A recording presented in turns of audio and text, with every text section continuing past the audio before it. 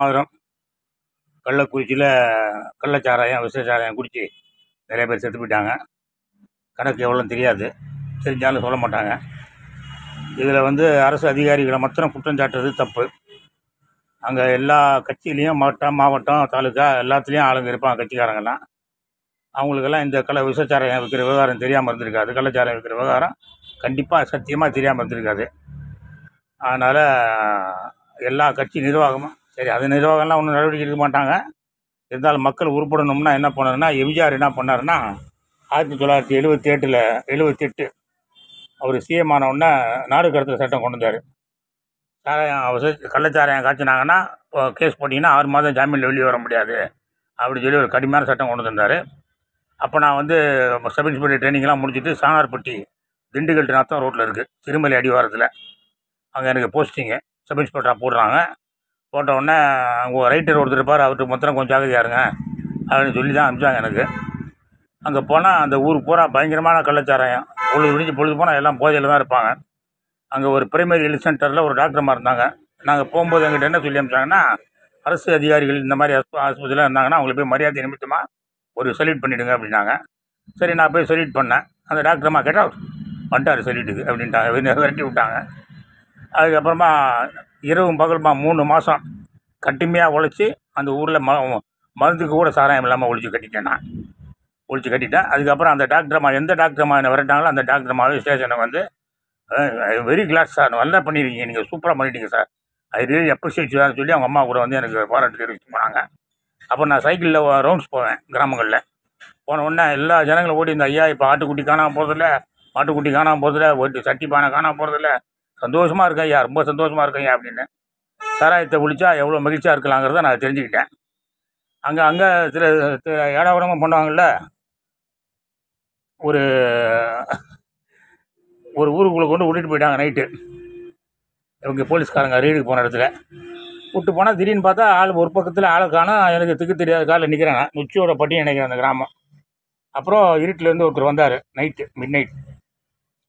ஐயா உங்களை இங்கே விட்டுட்டு போயிட்டாங்க, உங்களை போட்டு தள்ளியிருந்தேன், ஏன்னா வருமானம் நின்று போச்சு, கள்ளச்சாராயத்தில் நல்ல வருமானம் வந்துகிட்டு இருந்தது, உங்களை போட்டு தள்ளாங்கிற ஐடியாவில் விட்டுட்டு போயிட்டாங்க போல ஐயா. ஆனால் என்னால் அதை செய்ய முடியாது, நீங்கள் எங்கள் குடும்பத்தை காப்பாற்றிருக்கீங்க அப்படின்னா. எதற்காகனா அவரையும் அவர் மனைவியும் நான் பிடிச்சிட்டு வந்தேன். அவங்க 2 பேருக்கும் 3 பொன் குழந்தைங்க, சின்ன குழந்தைங்க. ஊர் பெரியவங்களாம் என்னை ரொம்ப கேட்டுக்கிட்டாங்க. எனக்கு அப்போல்லாம் தெரியாது, இன்னும் ஒரு வாரம் லாக்கப்பில் போட்டால் அவனுக்கு போதெல்லாம் தெரிஞ்சிருங்கிறது எனக்கு தெரியாது. இருந்தாலும் லாக்கப்பில் போட்டேன். ஆம்பளை செயலியில் பிரச்சனையும் பொம்பளை செயலியில் பொண்டாட்டியும் போட்டு முதல் நாள் 2 பேரும் கை நடுங்குது, சாராயம்னு. அதெல்லாம் கிடையாது, இந்த பச்சை தண்ணியை குடி அதை குடின்னு சொல்லி 3 நாளில் தெளிவாயிட்டாங்க. ஒரு வாரத்தில் நல்லா நார்மல் ஆகிட்டாங்க. நான் ரிலீஸ் பண்ணிட்டாங்க 2 பேரையும், கேஸெல்லாம் போடலை.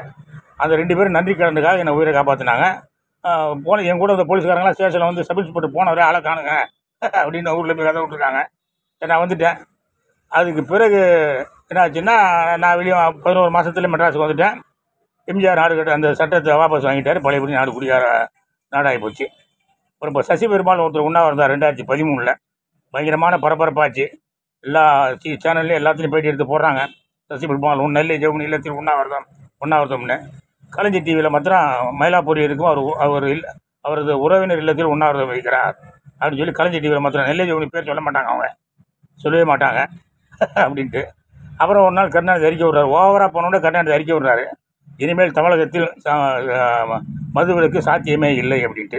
அப்போ மூத்த பத்திரிகையாளர் மயில திருஞானம் இருந்தார். அவர் எனக்கு உடனே ஃபோன் பண்ணி, மோகன்ராஜ் இப்போ நைட்டு போலீஸ் வந்துருப்பாரு உங்கள் வீட்டுக்கு அப்படின்னாரு. அதுக்கு இடையில் ஒரு மனித சங்கிலி நடத்தின மகாத்மா காந்தி சிலைக்கிட்ட நடத்தும் போது இந்திரா கட்சிக்காரங்க கொஞ்சம் பேர் காந்தி சிலைக்கு அந்த பக்கம் ரோட்டில் ஓரமாக நின்றுக்கிட்டு, அன்னை சோனியா வாழ்க, அன்னை ராகு, டேய் எனக்கு பயங்கர கோவம், எனக்கு சவுண்டு விட்டேன் பக்கத்தில் மயிலாப்பூர் என்ன சார் உங்களுக்கு இவ்வளோ கோவம் வருது அப்படின்னாரு. குமரியான தான் வீட்டு சமையல் கட்டுக்குள்ளெல்லாம் வர ஆரம்பிச்சிட்டாரு.